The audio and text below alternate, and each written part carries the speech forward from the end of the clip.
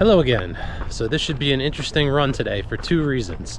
One, I'm doing a goal pace run where I'm doing a warm-up 4 miles at half marathon goal pace with a little bit of a recovery, then 4 more and a cool down. So I'm interested to see where I'm at in this goal pace run. And then secondly, I just picked up the Hoka Rocket X2, which I'm testing out as a potential race shoe for some of my upcoming races. So I'm pretty interested to give these a shot. We'll see how the Rocket X2 does today.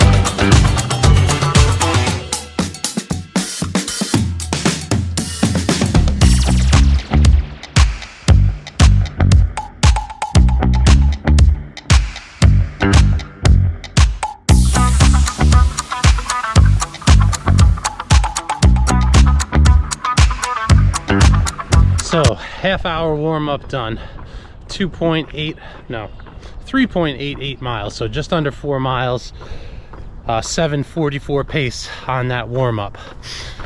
The initial feeling of these are like no Hoka shoe I've ever used before. Long live Peba foam.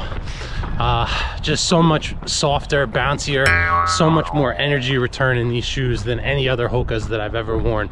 Just walking, I just feel myself bouncing in these shoes.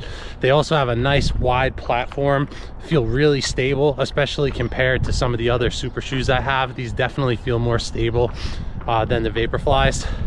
I'm gonna have to compare these to the Adios Pro 3. I'm probably gonna, compare them all to see where these stack up. So ticked along really nicely, right around a little under 8-minute mile pace. I feel like if I was gonna run a 1:45 half or a 3:30 marathon, somewhere around 8-minute mile pace, you could just cruise along comfortably in these all day at that pace. But I want to run faster than that. So now the next phase of this run, I'm gonna go to goal pace. So see if I can run a couple sub 7-minute miles in a row. And then a little bit of a rest and then do it again.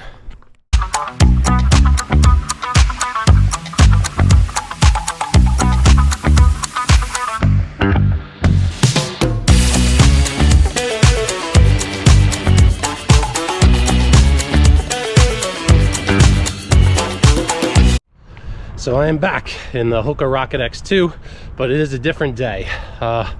Went really hard for my training plan the first 2 months and up my miles too much. That's some tip that I've seen before, is never to increase your mileage by more than 10% in a week. And I did a 200-mile month last month, which was the most I ever did. So I developed some complications from that. I had some lower back pain that I really couldn't shake. So I've been trying to stretch more, mix in some yoga, make sure I stretch and foam roll or use my massage gun after each workout. But dialed back the training a little bit. I was planning on using this shoe for a 10K that I did last weekend, but it was torrential rain and very windy and cold. So I didn't want to make these shoes first race in really inopportune conditions. So I'm out today, gonna do a fartlek run, turn up the pace in these, and I'm probably gonna use them for my upcoming half marathon on May 20th. So we'll see how they do turning up the pace today.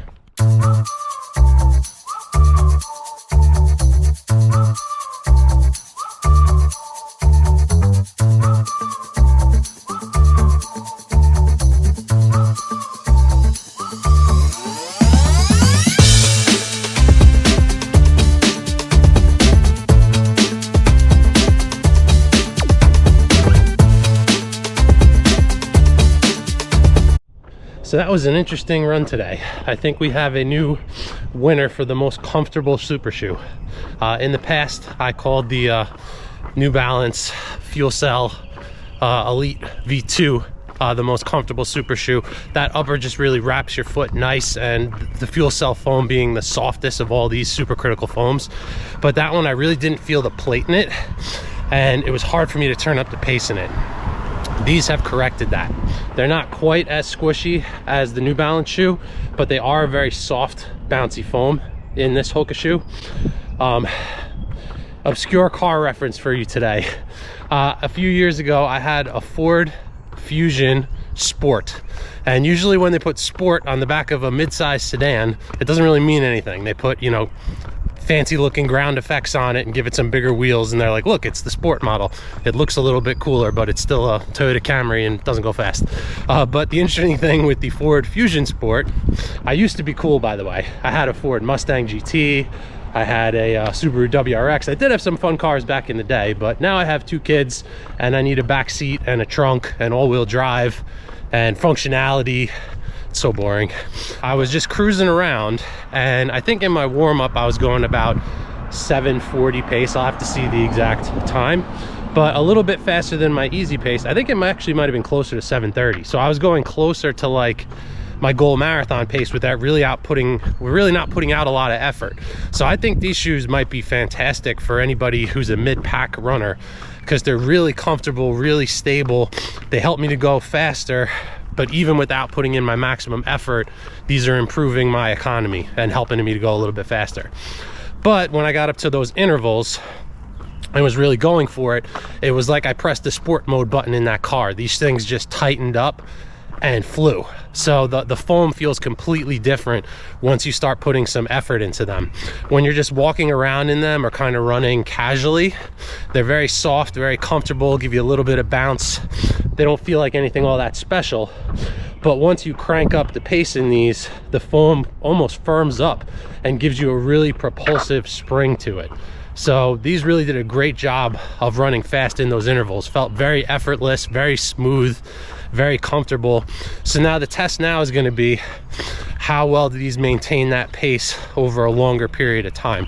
So I'm going to have to do a longer tempo run where I'm trying to go fast for several miles in a row and see how they do.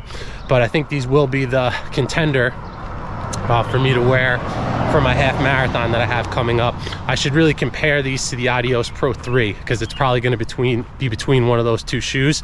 But first impression of these, super comfortable, very compliant, very easy to be in. I also enjoy the width of these shoes. They're wider in the heel than the Vaporfly. They're definitely more stable than that shoe. Just a really pleasant shoe to be in. So can they maintain that fast pace for an entire race? We'll see. But so far, first impressions, very good. So the Hoka Rocket X2. Looks like Hoka actually brought a rocket to the battle this time. This is a very good shoe. I've got behind me some carbon plate heavy hitters, so I'm going to have to do really a more scientific comparison of all these shoes, put them through the paces against each other, do some similar runs and see how they work out for me. But I've got a couple runs in this shoe so far, and I'm really enjoying it. I think there's kind of 2 personalities to this shoe, as I kind of mentioned a little bit in the earlier part of the video. If you're taking it easy and kind of running slower, this is just a really comfortable, compliant shoe. It does have a carbon plate, but you can still bend it. It's not impossible to bend like some carbon plated shoes are, so that's there to give you assistance, but it's not feeling too stiff underfoot. It's not feeling too rigid.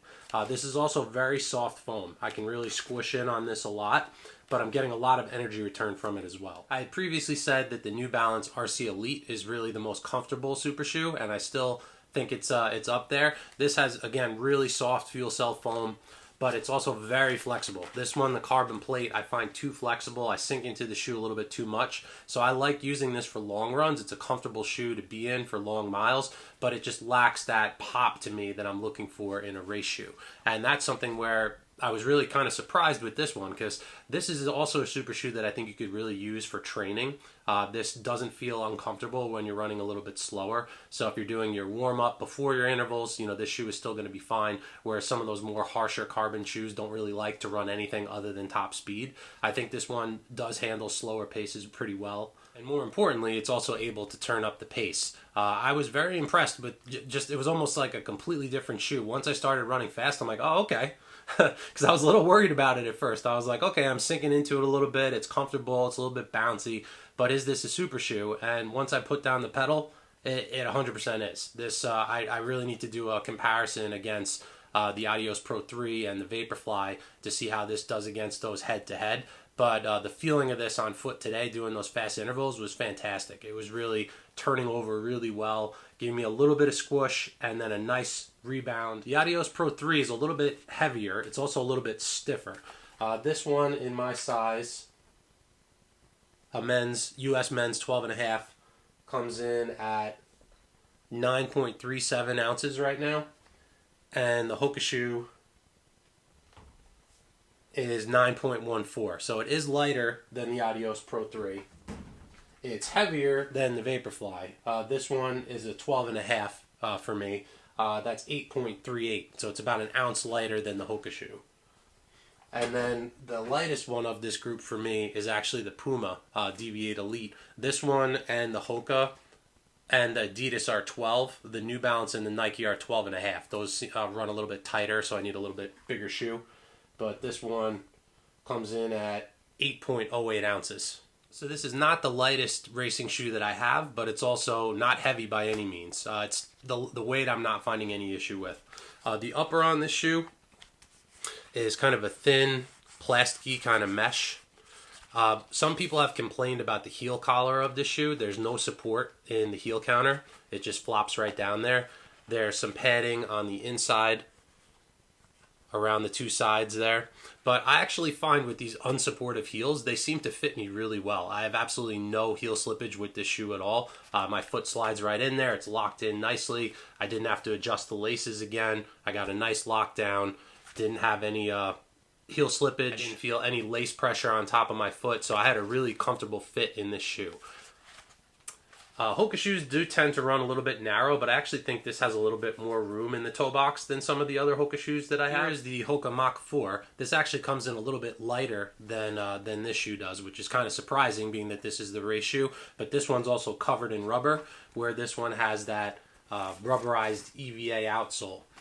But you can see if I put this up to it, it also has a pretty wide footprint there. It has a nice wide midfoot and is also decently wide in the heel. So I find this to be a very stable shoe overall. There's also that really big cutout in the middle here where you can see the carbon plate poking through, and this is also to help relieve the weight of the shoe. Some of the newer shoes from New Balance are also using this central cutout. Also helps the foam to kind of depress around that area and give you a little bit more energy return as well. I was debating whether to pick these up or to get the Vaporfly 3, but I do have the Vaporfly 2 right behind me there. I only have 31 miles on that shoe, so I've only used it for racing. That's still got a lot of miles left in it, so I didn't feel the need to change the Nike up.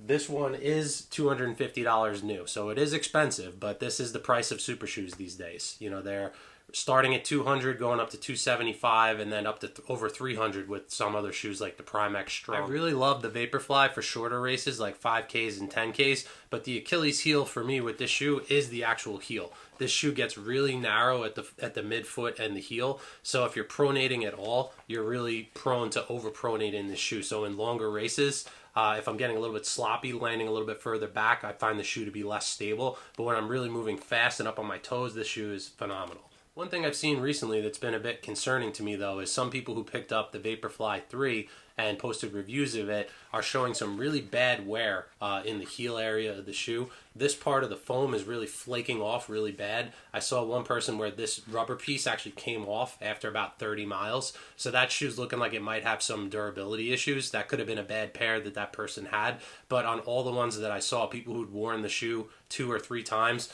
the foam right here was really, the paint was starting to peel off and starting to show more signs of wear. So this Hoka shoe having more generous application of rubber on it, I think is going to be much more durable than the Vaporfly.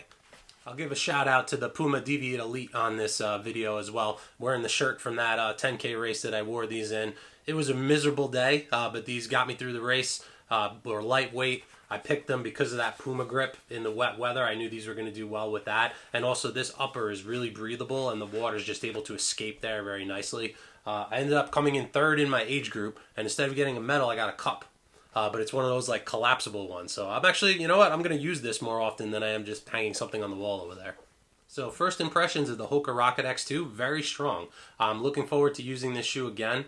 I'm going to definitely do a head-to-head test with some of the other shoes behind me there and see how it fits in, having used all of them right after one another. Because sometimes it's hard to be like, okay, this is the new shiny object. I want to try on those other shoes again and see how they compete right after each other to give you a really good breakdown of the differences between the shoes and how they feel.